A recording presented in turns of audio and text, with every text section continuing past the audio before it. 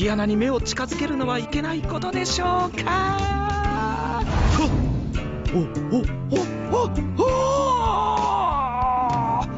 ナイス。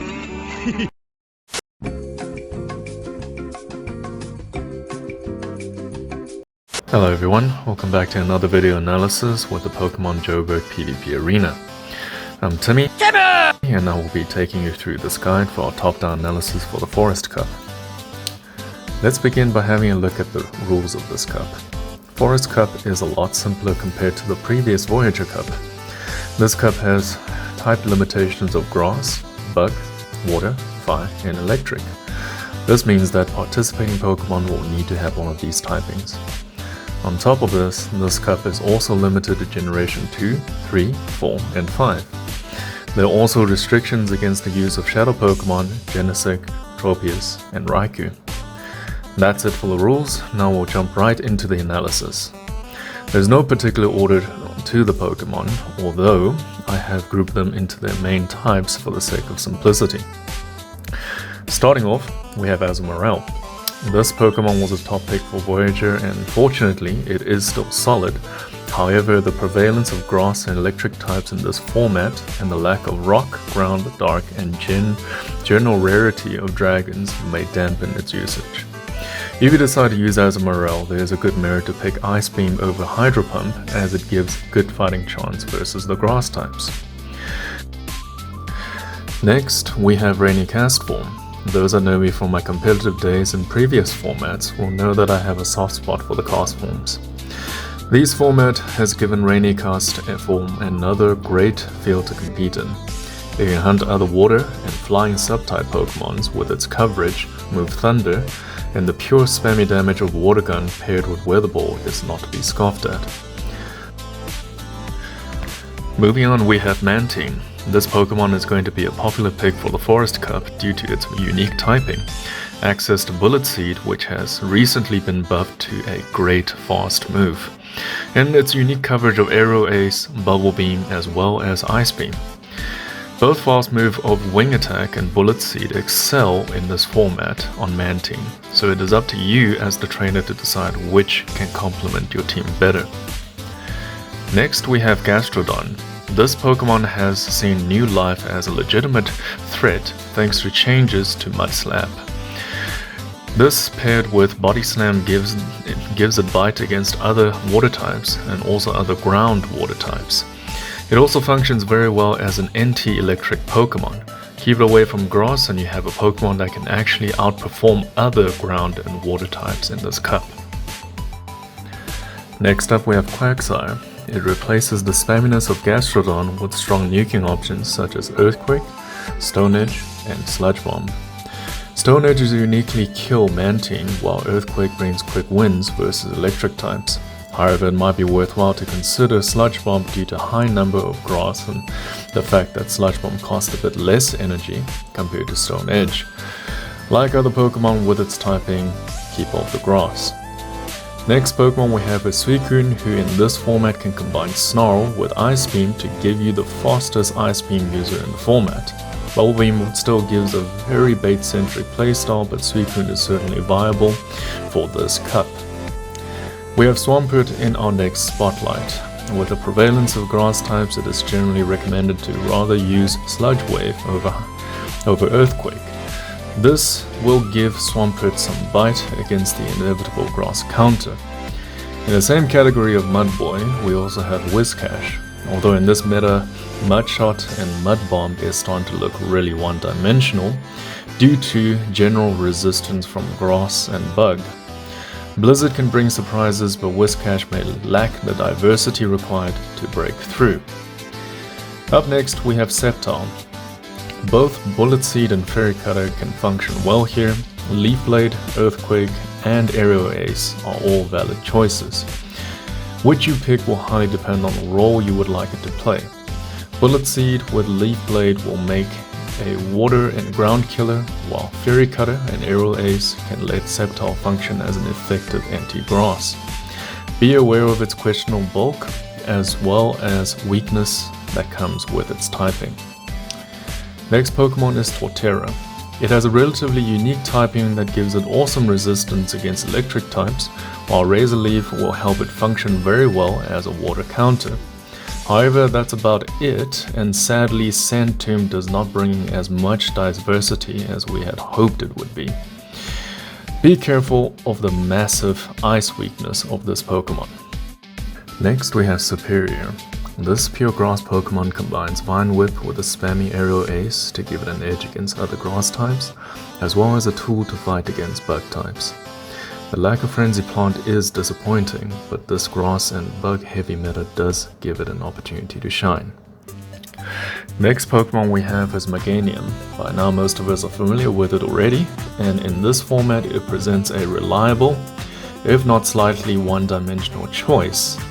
Unlike other grass choices in this cup, its biggest setback is that it lacks the capability to threaten other grass while also lacking tools to threaten the bug types. It is still a solid choice. It might just be that this format presents better choices. Next Pokemon we have is Ludicolo. In this cup, both Bubble and Razor Leaf can be solid choices. Razor Leaf can give it a dedicated water hunting role, while Bubble will bring in wins against fire types. The newly buffed Energy Ball is also threatening enough to give Ludicolo a unique arsenal for some consideration. Next, we have Jumpluff. This Pokemon has a very powerful typing for this format. The newly buffed Bullet Seed gets to Aerial Ace and Energy Ball surprisingly fast, while Solar Beam is a great consideration if you need this Pokemon to function as a nuker. Jumpluff has been compared to be Tropius Light and can do very similar things. This might make it a very popular choice for the Forest Cup. Next we have Sunny Cherrim.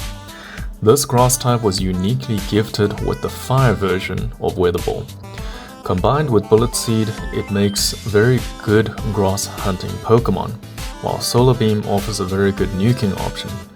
Surprisingly, the Bullet Seed variant struggles with Mud Boys, but the Razor Leaf variant corrects this, albeit at the cost of anti-grass potential. Our next Pokemon is Shiftry. This Pokemon has the fastest Leaf Blade in the format, and Dark Pulse is a great nuking move due to the fact that it will deal neutral damage to most of the meta.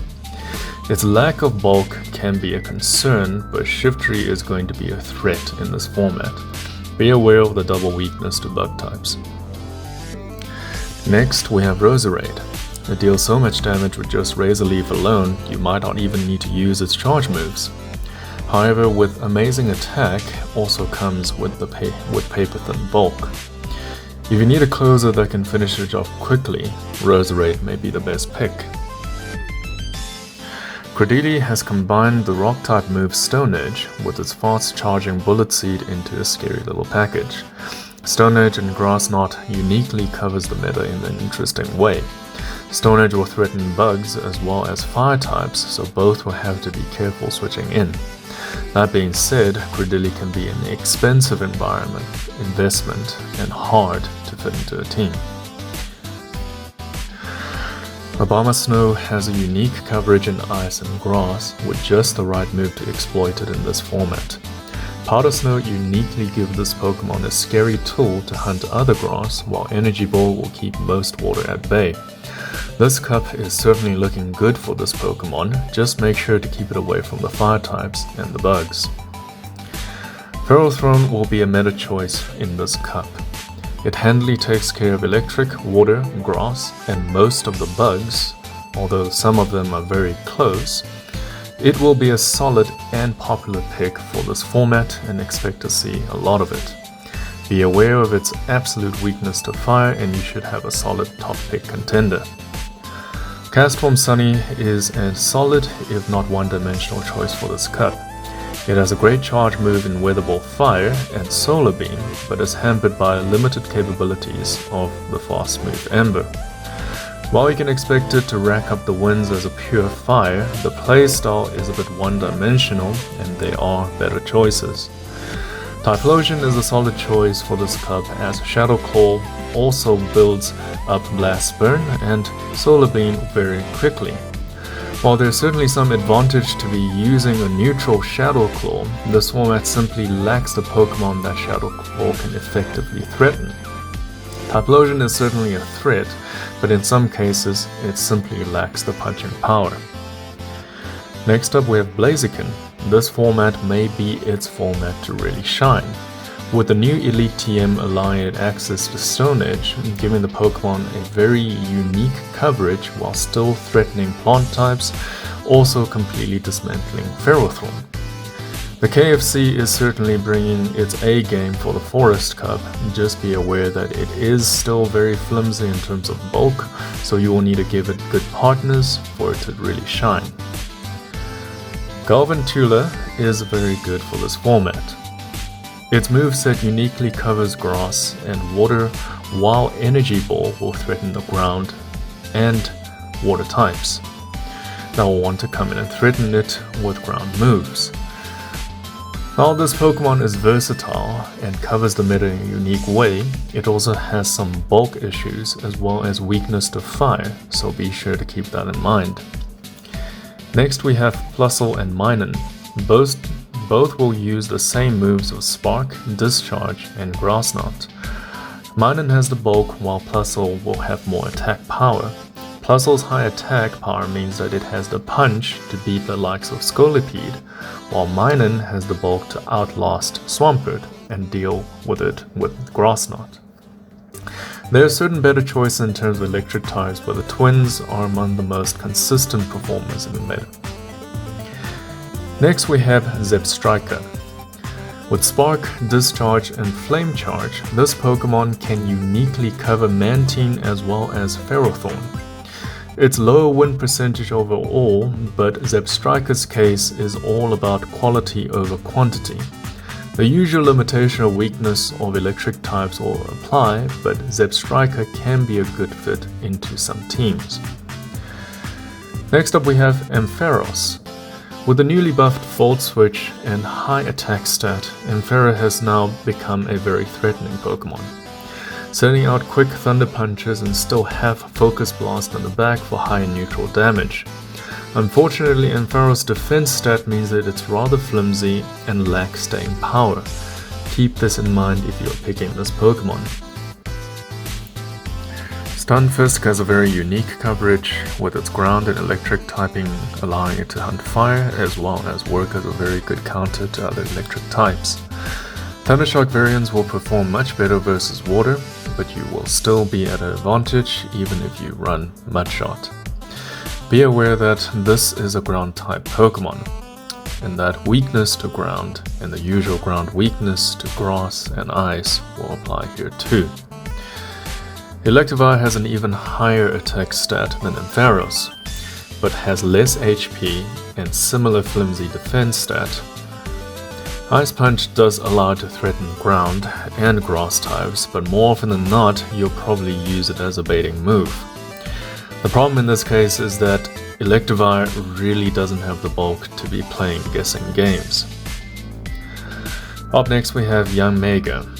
With Wing Attack, Aero Ace, and Bug Buzz, it is a hard counter for most grass types, with enough punching power to even take down Ferrothorn. Its flying moves also gives it some bite against other bugs, however it is also not very bulky Pokemon and will have issues with staying power. Its flying subtyping might also not do it any favors in this meta. Next we have Heracross. This Pokemon has very good pressure tools, and being one of the 3 fighters allowed in this cup does some very good things. Counter will do solid neutral damage against moves against most of the meta, while grass types will tremble at the prospect of taking on a Megahorn. Where it truly shines is the capability to spam the damage in close combat. However, keep in mind that close combat does debuff this Pokemon, and make sure you give it nice partners to complement it. Scolipede is very good in this meta, completely countering grass and also functioning well against other bug types. In fact, you can bully even other water types and electrics into submission, but where it really excels is as a grass killer. So if you're looking for a good closer that can get the job done consistently against grass types, Scolipede may be your pick. The next Pokemon we have is Crustle. It has a unique combination of rock and bug, and also have access to Rock Slide. This gives this Pokemon a coverage into bug and grass while still threatening flying types and fire types in this meta. Just remember that being part rock, it does not like getting wet. Next Pokemon we have is Celebi. It has Confusion, Seed Bomb, and Psychic. It is the only grass Confusion user in this meta. While Confusion does give an edge against fighting and poison subtypes, those are relatively few in this meta. On top of this, the cost of a second move may be restrictive for a lot of people. However, a case can be made on whether you actually need a second move with Confusion. Keep in mind that being Psychic and Grass, it is double weak to bug types. Lastly, we have Wormadam. The Trash Cloak variant can run either Confusion or Bug Bite.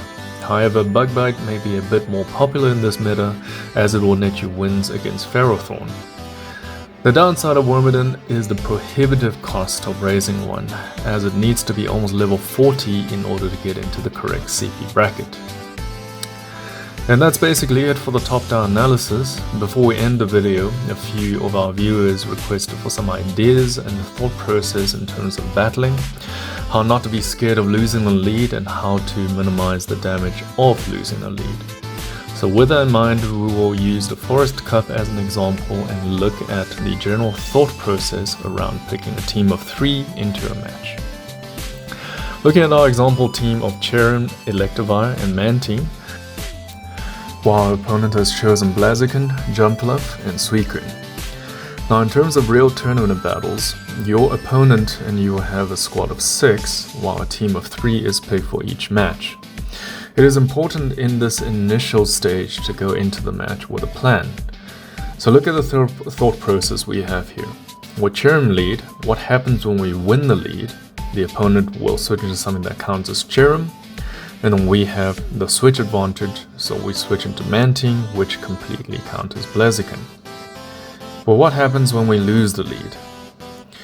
Let's say the opponent leads with Blaziken. We will now have to switch out, but instead of switching into a hard counter, we can use something like Electivire, which have more coverage moves and still does enough neutral damage to Blaziken to threaten it.